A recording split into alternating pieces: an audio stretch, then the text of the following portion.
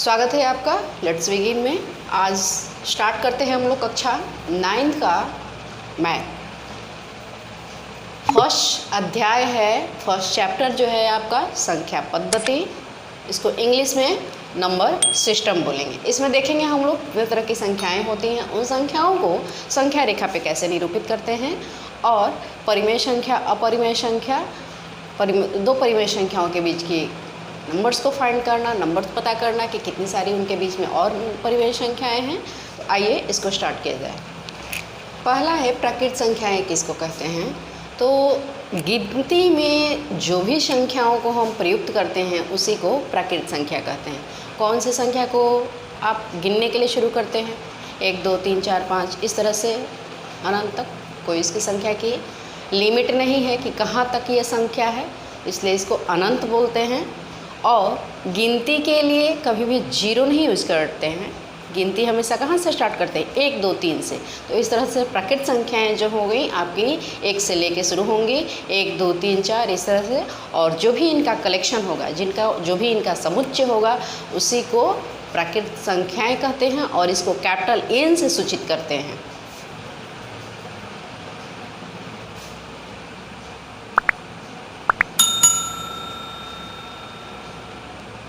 प्राकृत संख्याएं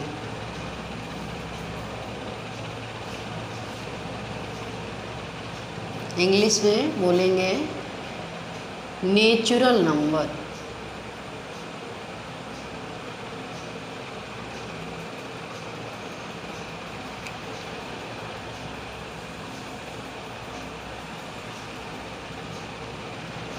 आप English term को भी साथ साथ याद करते रहिए, इससे आपको काफ़ी फायदा होगा।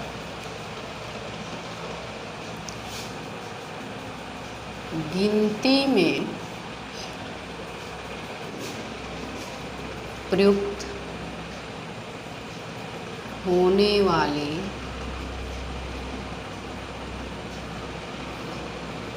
संख्याएं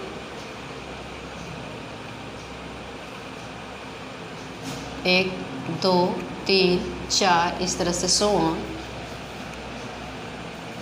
प्राकृत संख्याएं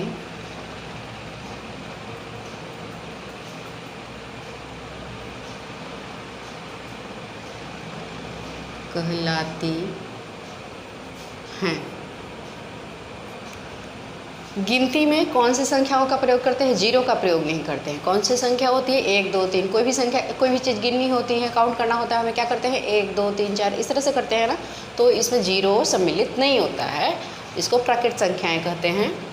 और इनके समूह को प्राकृत संख्याओं के समुच्चय कहिए या समूह कहिए, समुच्चय ब्रैकेट में लिख देते हैं, समूह को कैपिटल N से सूचित किया जाता है। अतः N बराबर 1 2 3 4। जहाँ कहीं भी आपको इस तरह से कैपिटल N लिखा हुआ नज़र आए, समझिए ये क्या है, प्राकृत संख्या है। देखिए यहाँ पे N कैपिटल है और इस तरह से लिखा हुआ है समुच्चय। समुच्चय मतलब समूह है संख्याओं का, ये अनंत तक आपका जाएगा, इसकी कोई लिमिट नहीं है। तो सबसे छोटी प्राकृत संख्या पूछा जाए तो 1, और सबसे बड़ी प्राकृत संख्या अनंत। दूसरी आपकी पूर्ण संख्याएं, इसको बोलेंगे whole number, WHOLE, whole number. देखिए सभी प्राकृत संख्याएं जो हैं आपकी, उसमें एक जीरो एंटर कर दीजिए, जो भी समूह है उसमें एक जीरो को शामिल करिए। जीरो से लेकर के अनंत तक जो संख्याओं का समुच्चय होगा, समूह होगा, उसको पूर्ण संख्याएं कहते हैं। सभी प्राकृत संख्याओं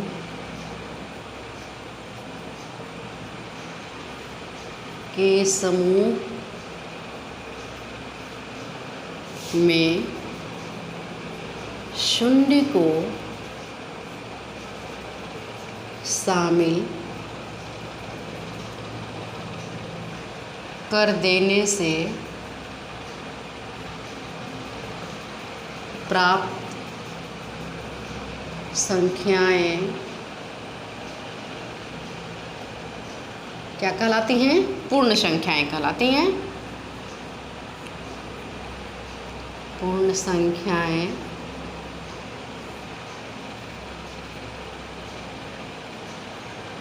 कहलाती हैं। इनके समूह को किससे से सूचित करेंगे? पूर्ण संख्याओं के समुच्चय या समूह को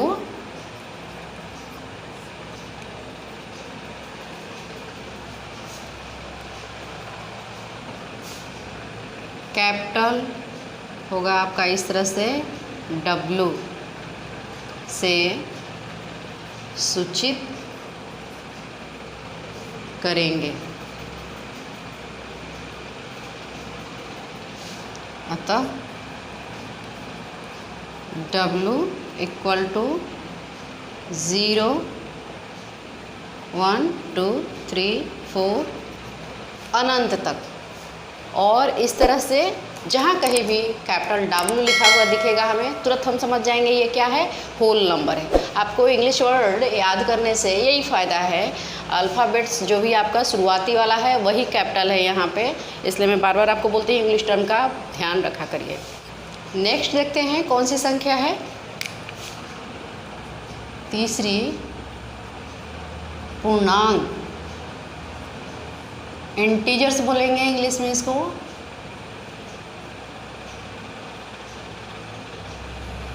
अब पूर्णांक कौन से होते हैं? प्राकृत संख्याओं में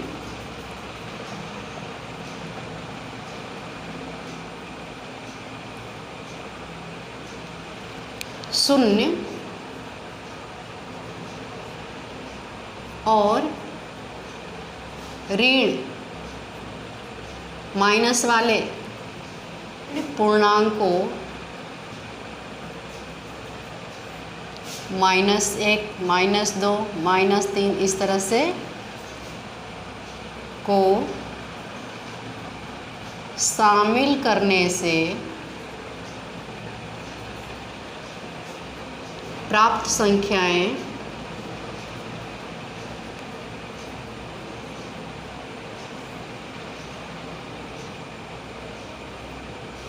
पूर्णांक कहलाती हैं।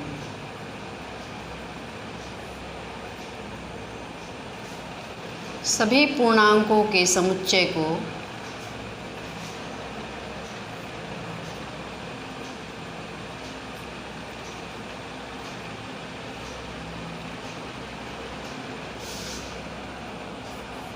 कैपिटल Z से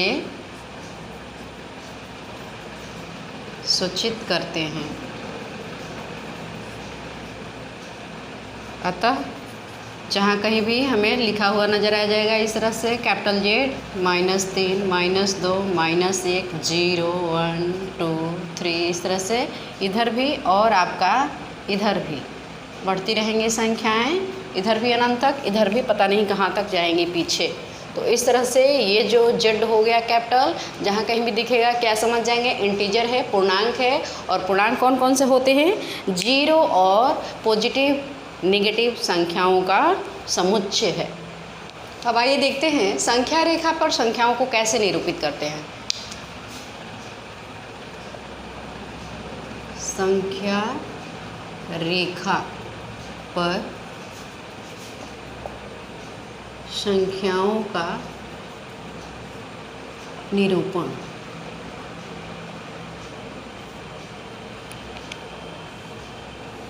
कोई भी एक रेखा इस तरह से सीधी खींच लिए और इसके बीच में एक ऑरिजिन पॉइंट लिए, शुरुआती बिंदु इसको 0 से डिनोट कर दिए। और जीरो के दाहिने हाथ पे जो भी संख्याएं होंगी वो क्या होंगी, प्लस होंगी।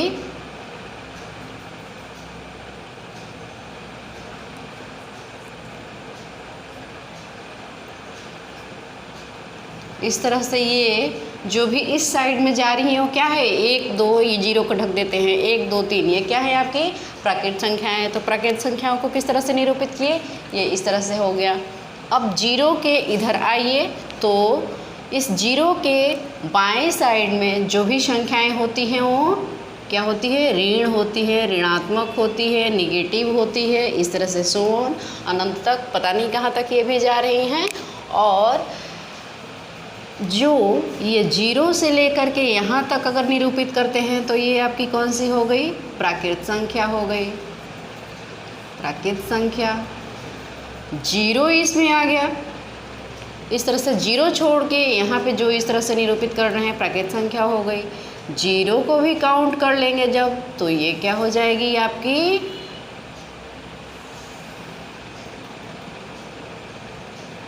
ये पूर्ण संख्या हो गई।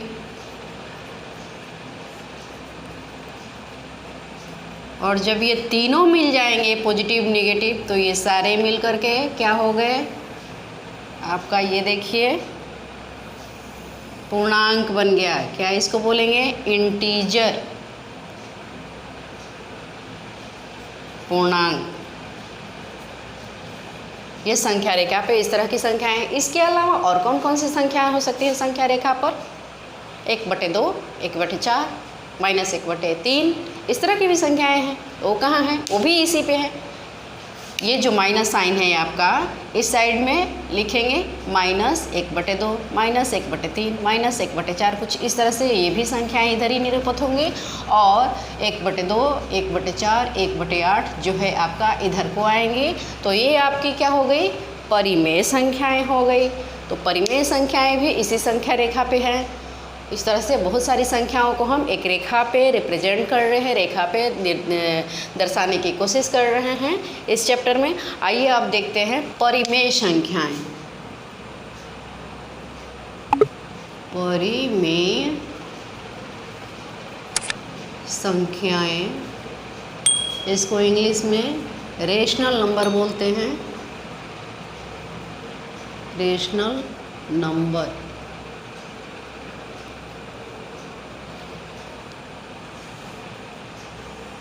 अब परिमेय संख्याएं किसको कहेंगे, तो वे संख्याएं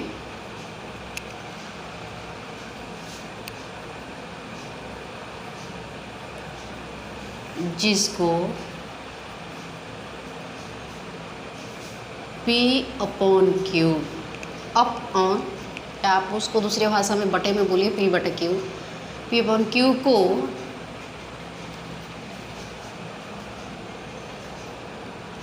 जिसको P/Q के रूप में व्यक्त किया जा सके,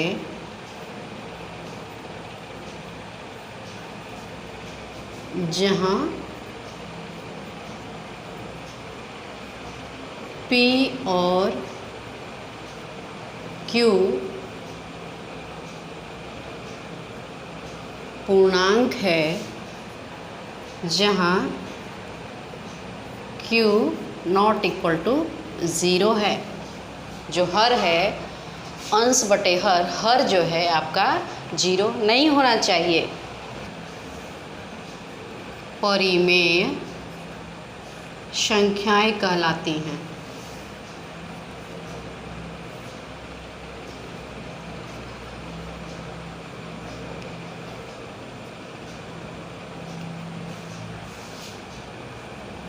परिमेय संख्याओं का जो समूह होगा उसको किसी से सूचित करेंगे, परिमेय संख्याओं के समुच्चय को कैपिटल Q से सूचित किया जाता है।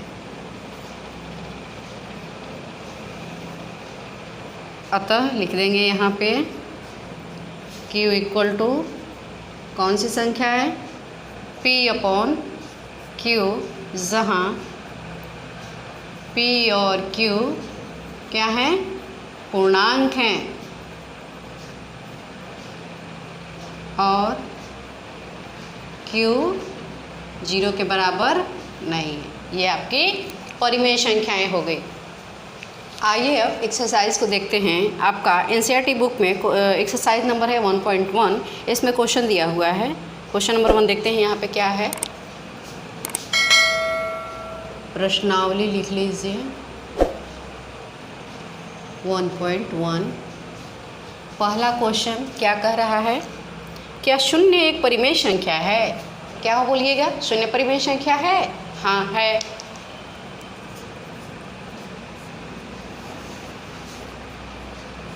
दूसरा पूछ रहा है क्या इसे आप P अपॉन Q के रूप में लिख सकते हैं?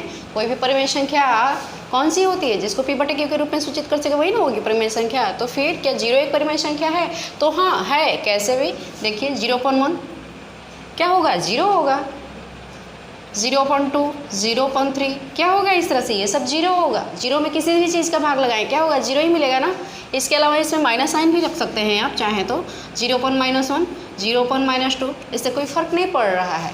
नेगेटिव साइन को भी आप लिख सकते हैं। तो इस तरह से आंसर क्या हो गया, शून्य एक परिमेय संख्या है। तो बिल्कुल हाँ, शून्य एक परिमेय संख्या है। क्या इसे आप P अपॉन Q के रूप में लिख सकते हैं? तो हाँ लिख सकते हैं इस तरह से। दूसरा क्वेश्चन है 3 और 4 के बीच में 6 परिमेय संख्याएं ज्ञात कीजिए। सेकंड क्वेश्चन, 3 और 4 के बीच में 6 परिमेय संख्याएं ज्ञात कीजिए।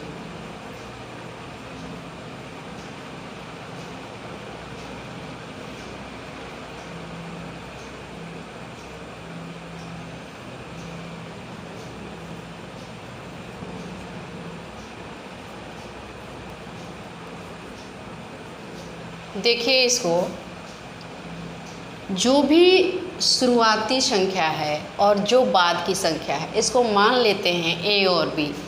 यहाँ पे बनाना शुरू करते हैं। मान लीजिए कि A बराबर 3 है और B को 4 को आप B मान लीजिए, ठीक है। तो इसमें 2 काम हम करेंगे। क्या क्या करेंगे देखिए, एक निकालेंगे हम B माइनस A, ये पहला काम हुआ। और दूसरा काम क्या है आपका, देखेंगे कि कितनी संख्या पूछी जा रही है। जो संख्या पूछी जा रही है उसको स्मॉल n से यहाँ पे सूचित करेंगे और उसमें 1 जोड़ देंगे। n कितना है यहाँ पे, n+1 यहाँ पे कर देंगे।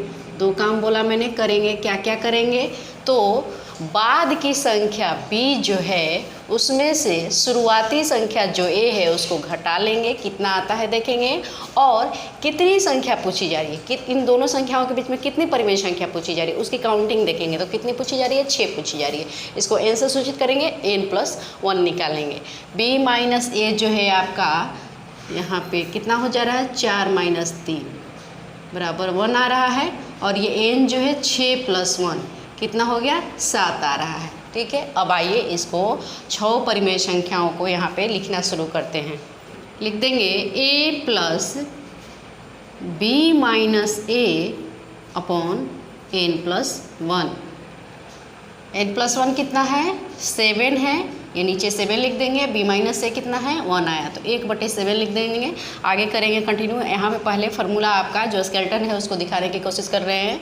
दूसरी परिमेय संख्या कितनी होगी, A + 2 B minus A upon कितना, n+1। तीसरी परिमेय संख्या A + 3 B minus A upon n+1। चौथी परिमेय संख्या A + 4 B minus A upon n+1। पांचवी परिमेय संख्या A + 5 B minus A upon n+1। छठी परिमेय संख्या A + 6 B minus A upon n+1। यही है।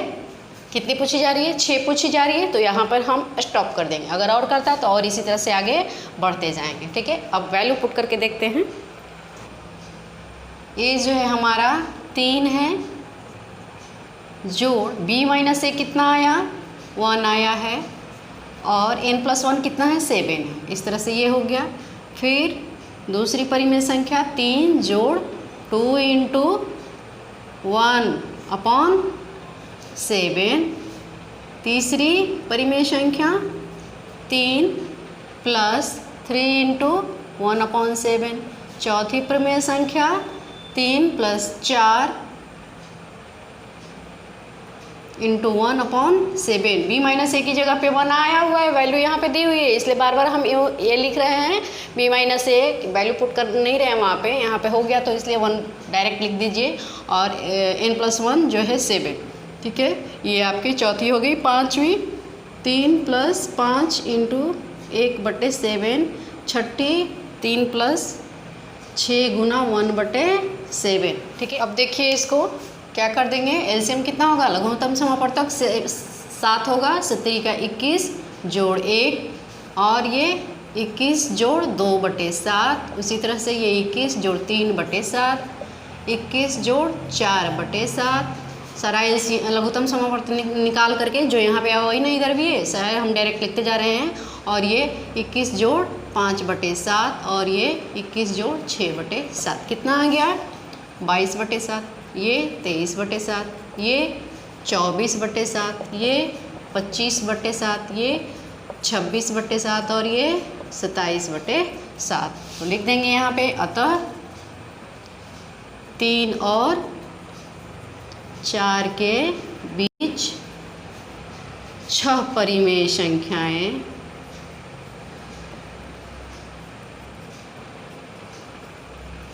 कौन कौन सी हैं, लिख दीजिए।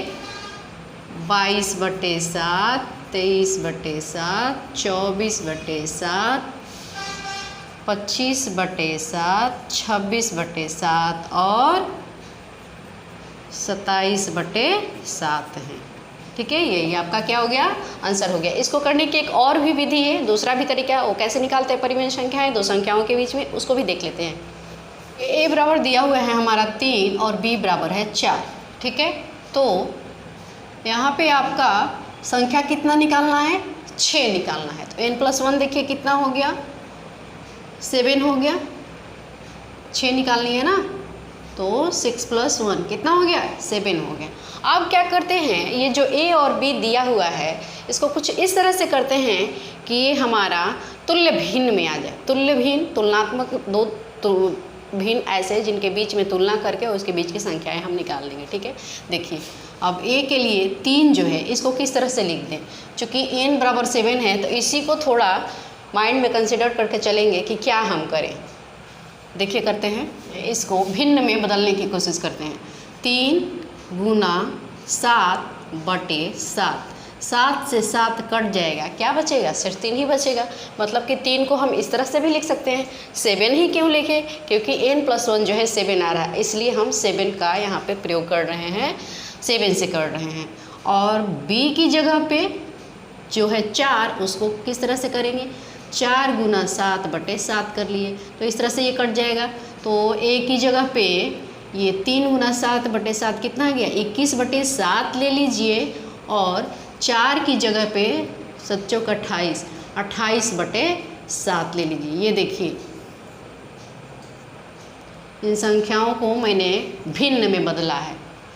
3 को क्या लिख दिया, 3 गुने 7/7 करने का मतलब कि 7 ऊपर और नीचे कट जाएगा तो 3 ही हुआ, 3 कुछ अंतर नहीं पड़ रहा है, तो इस तरह से भी 7 को लिख सकते, 3 को लिख सकते हैं। तो ये टोटल वैल्यू कितनी हो गई, 21/7, काटिएगा 3 आ जाएगा। 4 को भी कुछ इस तरह से लिख सकते हैं, ठीक है। अब इसके बीच में 6 परिमाण संख्या लिख दीजिए। 6 21/7 और 3/4 ना कह करके क्या कह रहे हैं, 21/7 और 28/7 कह रहे हैं, क्योंकि ये किसके इक्विवेलेंट है, 3 और 4 के। 21/7 और 28/7 के बीच 6 परिमेय संख्याएं कौन कौन सी हो जाएगी, बराबर 21 के बाद क्या आएगा, 22, 22/7, 23/7, 24/7, 25/7 लिखते चले जाइए इस तरह से, 26/7, 27/7, 28/7 तो आ गया। तो एंड वाला लास्ट वाला ये परिमेय संख्या है, शुरू वाला 21/7 है। इन दोनों परिमेय संख्याओं के बीच में हमें संख्या पता करनी थी। दूसरे भाषा में लिखा हुआ 3 और 4 के बीच में 6 परिमेय संख्याएं निकालिए। तो इस तरह से आपका ये दूसरी विधि हो गया। ठीक है, चलिए नेक्स्ट क्वेश्चन देखिए। 3/5 और 4/5 के बीच 5 परिमेय संख्याएं ज्ञात कीजिए। तीसरा क्वेश्चन है आपका 3/5 और 4/5 के बीच 5 परिमेय संख्याएं ज्ञात कीजिए।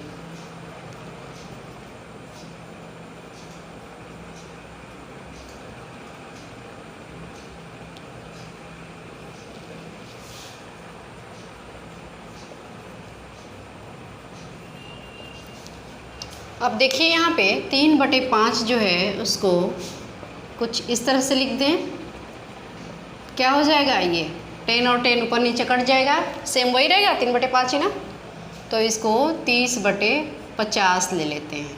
ए को, ए बराबर इतना है ना, और बी देखिए, बी बराबर कितना है 4/5। इसको भी हम क्या करते हैं, मल्टीप्लाई कर देते हैं और डिवाइड 10 और 10 से, कोई फ़र्क नहीं पड़ रहा है। तो इस तरह से इसको भी 40/50 लिख सकते हैं। अब क्या हुआ, एक ये हमें मिल गई भिन्न और एक ये मिल गई,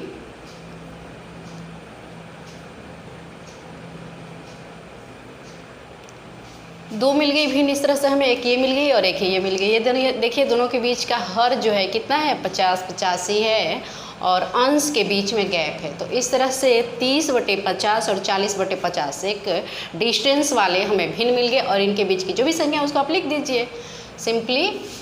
3/5 और 4/5 के बीच 5 परिमेय संख्याएं बराबर कौन कौन सी होगी। 30 के बाद क्या लिख देंगे, 31/50, 32/50, 33/50, 34/50, 35/50। इस तरह से 5 लिखने के लिए करा, 5 लिख करके छोड़ देंगे।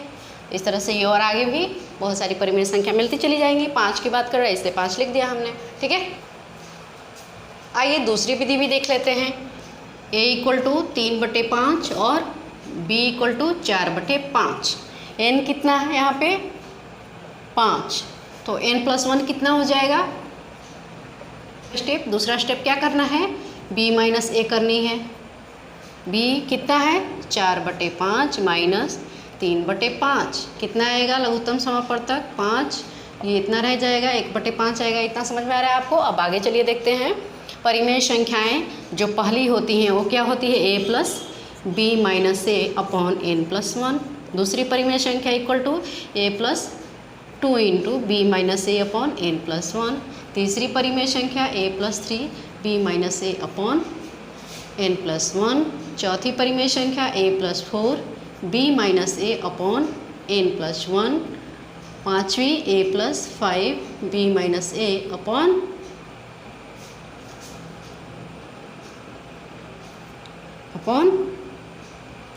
n+1। ठीक है, अब इस वैल्यू को यहाँ पे पुट कर दीजिए। a की जगह पे क्या लिखें, 3/5 लिख देते हैं, जोड़ b - a कितना आया, 1/5 आया, और बटे में n+1 कितना है, ये 5 + 1 6 हो जाएगा। ठीक है, ये 6, तो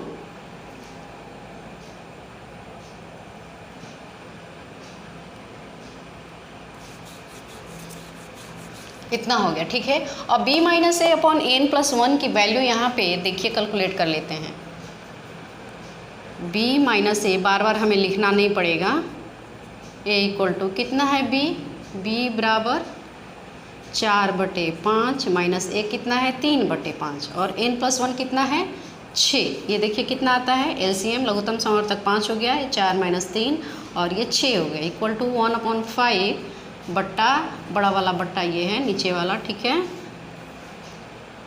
6। अब 6 के नीचे कुछ नहीं है, इसका मतलब क्या है 1 है, ये जाएगा ऊपर तो क्या हो जाएगा गुना हो जाएगा, इसके नीचे 1, इस तरह से हो जाएगा ना।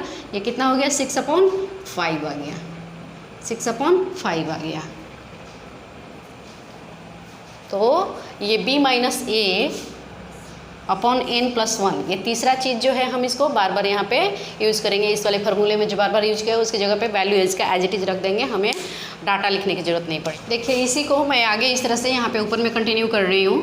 ए की जगह पे क्या लिख दें, ए का वैल्यू हमारा कितना है 3/5 है, 3/5 जोड़ b-a/n+1 कितना 6/5 आया है, ठीक है। ये टोटल इतना हो गया इसकी जगह पे, ए की जगह पे 3/5 जोड़ b-a/n+1 हमने कैलकुलेशन करा और यहाँ पे आया 6/5 तो डायरेक्ट हमने 6/5 यहाँ पे लिख दिया। अब चलिए दूसरी परिमेय संख्या है कितनी 3/5 जोड़ 2 इंटू इस b-a/n+1 की वैल्यू कितनी 6/5। तीसरी परिमेय संख्या कितनी 3/5 जोड़ 3 गुना 6/5। चौथी 3/5 जोड़ 4 गुना 6/5। पाँचवीं 3/5 जोड़ 5 गुना 6/5। 1 2 3 4 5 ये परिमेय संख्या 5 हो गई, उसको कैलकुलेट कर लेते हैं आगे। अब देखिए इसको, इन दोनों का एलसीएम कितना आएगा 5 आएगा, ये 3 जोड़ 6, ये 3/5 जोड़ 12/5 इस तरह से हैं। तो ये देखिए दोनों जो है हर 5 है तो डायरेक्ट ही यहाँ पे कर लेते हैं, आप भी डायरेक्ट करने का इसको कोशिश करिए। यहाँ पे थोड़ा स्टेप्स हमारे हो जाएंगे, 3 रह जाएगा और ये 6 दूना 12 नहीं, और ये 3/5 और फिर ये 3/5 इसका भी लघुत्तम 5, ये 3 हो जाएगा जोड़ ये 6 दूना 6 × 18, फिर ये 3/5 एलसीएम 5 हो गया इन दोनों का और 6 चौका 24। यहाँ पे भी दोनों का लघुत्तम समवर्तक 5, 3 जोड़ 6 × 30 कितना हो गया 9/5, 15/5, 21/5, ये 27/5, 33/5, ठीक है 1 2 3 4 5 इस तरह से आपको ये 5 परिमेय संख्याएं मिल गई।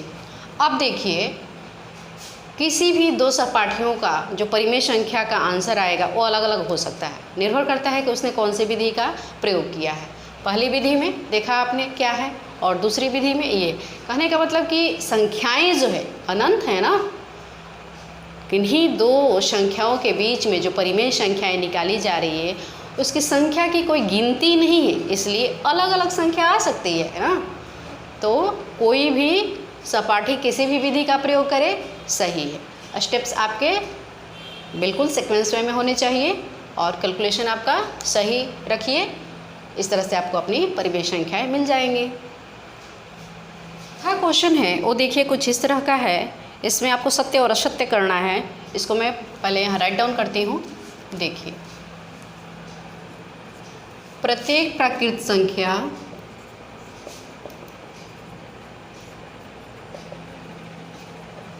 एक पूर्ण संख्या होती है, पहला हो गया। दूसरा देखिए प्रत्येक पूर्णांक एक पूर्ण संख्या होती है। तीसरा क्या है प्रत्येक परिमेय संख्या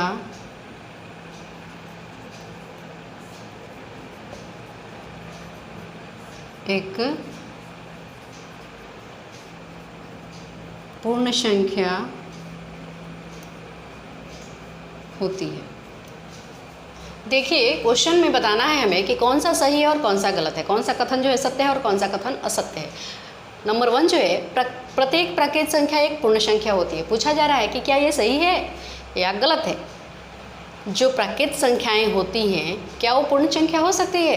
तो क्या हमने पढ़ा था प्राकृत संख्याओं में कहाँ से होती है प्राकृत संख्याएं? 1 2 3 इस तरह से होती है ना। और पूर्ण संख्या क्या होती है आपकी? 0 उसमें इंक्लूडेड होती है, 0 भी होती है उसमें मिली हुई। तो अब आप बताइए कि क्या प्रत्येक संख्या जो है प्राकृत संख्या वो पूर्ण संख्या है? तो यहाँ से अगर देखा जाए 0 को छोड़ के तो ये तो है ना। तो इस तरह से पूर्ण संख्या का कॉम्बिनेशन में प्राकृत संख्या घुसा हुआ है। तो क्या कह देंगे? प्रत्येक प्राकृत संख्या एक पूर्ण संख्या होती है, तो ये बोल देंगे सत्य, हाँ होती है। ठीक है। अब देखिए दूसरा, प्रत्येक पूर्णांक, पूर्णांक में क्या क्या होता है? माइनस भी होता है आपका, 0 होता है, पॉजिटिव डिजिट होती है इस तरह से। और पूर्ण संख्या यहाँ पे दिख ही रहे हैं, यहाँ से 0 से लेकर के इतनी सारी संख्याएं आपके पूर्ण संख्याएं हैं। तो